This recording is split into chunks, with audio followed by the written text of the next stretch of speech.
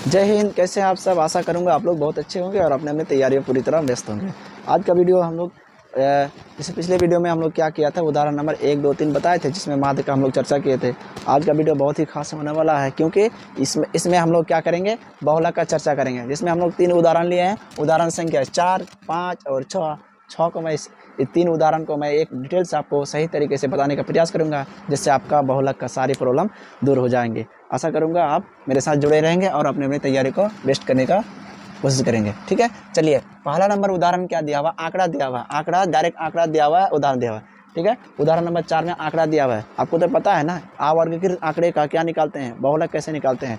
देखेंगे सबसे ज़्यादा बार जो आया वही होगा तुम्हारा क्या बहुलक हो जाएगा। तो बहुलक जब सबसे ज़्यादा बार कौन आया देखो तो, या फिर अगर दूसरा भाषा में क्या बोल सकते हैं, जिसका बारंबार सबसे ज़्यादा होगा वही क्या हो जाएगा, बहुलक हो जाएगा। ठीक है, तो हम लोग देखेंगे यहाँ पे, तो देखें तो 2 कितना बार आया है, 2 1 बार, 2 बार, 3 बार, मतलब 2 कितना बार आया, 3 बार। ठीक है, 6 कितना बार, 6 है 1 बार, 4 कितना है 1 बार। ठीक है, 6 1 बार, 4 1 बार। अगर 3 देखते हैं, 3 2 बार, 0 कितना 1 बार, 5 1 बार।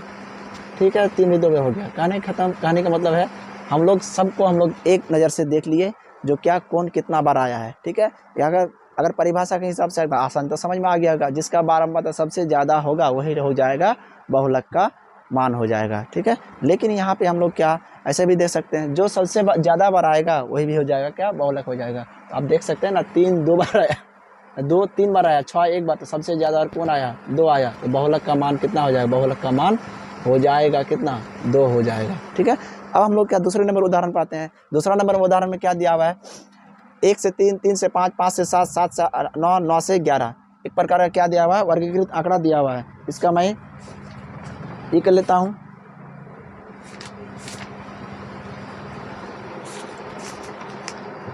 सात आठ दो दो एक, 7 8 2 2 1।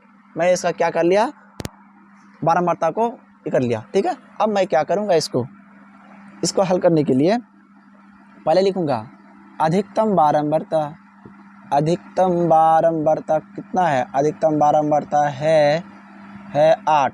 तो बहुलक वर्ग कौन हो जाएगा, बहुलक वर्ग हो जाता है कौन, सामने वाला ना, 3 से 5। ठीक है, तो L क्या होता है, F1 क्या होता है, F0 क्या होता है, F2 क्या होता है, H क्या होता है। तो आपको क्या करेंगे, आप सब इसको निकालेंगे आप लोग, उसके बाद हल करेंगे फॉर्मूला बैठा के।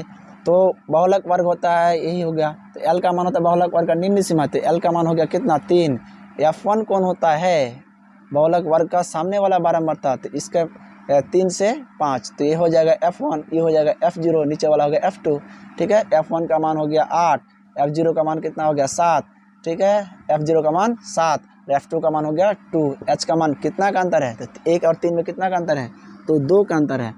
इतना मान हम लोग क्या किए, पहले हम लोग निकाल लिए। अब हम लोग क्या करेंगे, माध्यक का फॉर्मूला लगा, नहीं बहुलक का फॉर्मूला लगाएंगे। बहुलक का फॉर्मूला क्या होता है, बहुलक बराबर L plus F1 minus F0 बटे कितना, 2F1 F0 माइनस F2 गुना में कितना H। ठीक है, L का मान हो गया 8, F1 का मान कितना है, नहीं, L का मान हो गया 3, F1 का मान 8, F0 का मान 7, और 2 गुना 8 माइनस 7 माइनस में 0 2 हो जाएगा, कितना हो जाएगा 2 गुना में कितना 2। ठीक है, 3 प्लस इसको अगर घटाएंगे, 8 में से 7 घटेगा 1, 8 दूना 16 माइनस 14 गुना में कितना 2। ठीक है, 3 प्लस क्या हो जाएगा 1 गुना 2 बटे कितना 16 में 4 घटेगा, कितना हो जाएगा 16 में 14 घटेगा 2 हो जाएगा, 2 2 कट गया, तो कितना बचा 3 प्लस 1 बराबर क्या हो जाएगा 4। यही हो जाएगा आपका बहुलक का आंसर। ठीक है, आशा करूँगा आपको समझ में आ गया होगा। अब मैं क्या करूँगा अगला इसमें आता हूँ। अगला क्या दिया हुआ है, वर्ग अंतराल दिया हुआ है, विद्यार्थियों की संख्या दिया हुआ है। विद्यार्थियों की संख्या जो दिया हुआ है, हम लोग क्या करेंगे, इसको पहले अधिकतम बारंबारता लिख लेते हैं। अधिकतम बारंबारता कितना है, अधिकतम बारंबारता, चलिए अधिकतम बारंबारता कितना दिया हुआ है, अधिकतम बारंबारता है 7, सबसे बड़ा ये ना है। ठीक है, तो बहुलक वर्ग क्या हो जाएगा, बहुलक वर्ग बराबर कितना, इसके सामने वाला 40 से कितना 55 हो जाएगा। तो L का मान हो गया 55, F1 का मान कितना हो गया, ये हो गया F1, कितना हो जाएगा, ये हो गया L F1, F0 का मान कितना हो जाएगा, F0 का मान हो गया 3, F2 का मान कितना हो गया 6। ठीक है, H का मान कितना हो गया, H का मान है कितना है, तो कितना का डिफरेंस है, तो अब बोलेगा 15 का डिफरेंस है, h का मान हो गया 15।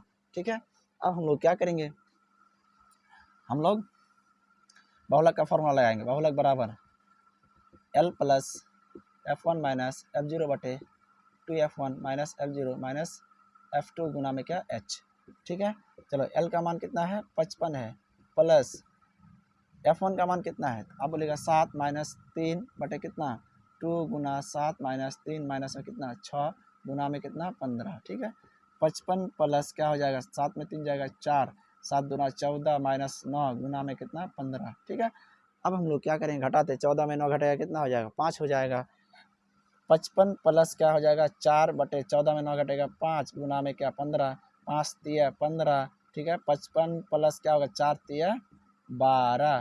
ठीक है, यहाँ पे 55 प्लस 12 बराबर 62। ठीक है, ये क्वेश्चन जो है हम लोग क्या किए, 6 नंबर उदाहरण है, लेकिन 6 नंबर उदाहरण में क्या बोला, सारणी 14.3 का क्या निकालना है, 14.3 का इस्तेमाल करना है, जिससे क्या इसका मान निकाल गया आ गया। ठीक है, अब हम लोग इसमें क्वेश्चन में क्या बोल रहा है, सारणी 14.1 का इस्तेमाल तो करना है, लेकिन उदाहरण 1 से कितना अधिक है कितना कम एक्स्ट्रा का बोला है। तो उदाहरण 1 में क्या, उदाहरण 1 उसका औसत निकाला था, औसत मतलब मान निकालना था, इसमें का औसत उसमें कितना था, उसमें औसत था, उसमें औसत का मान था 52, यहाँ कितना हो गया 62। ठीक है, कहने का मतलब औसत हो गया 52, मतलब माध्य का मान आया था 52 उदाहरण 1 में। उदाहरण 1 में क्या था, उदाहरण 1 में औसत का मान माध्य का मान 52, लेकिन उदाहरण 1 का सारणी 3, उदाहरण 1 का सारणी 3 में कितना आया, बहुलक का मान 62। ठीक है, इतना आंसर को क्या करना है, कंपेयर करके बताने बोला था।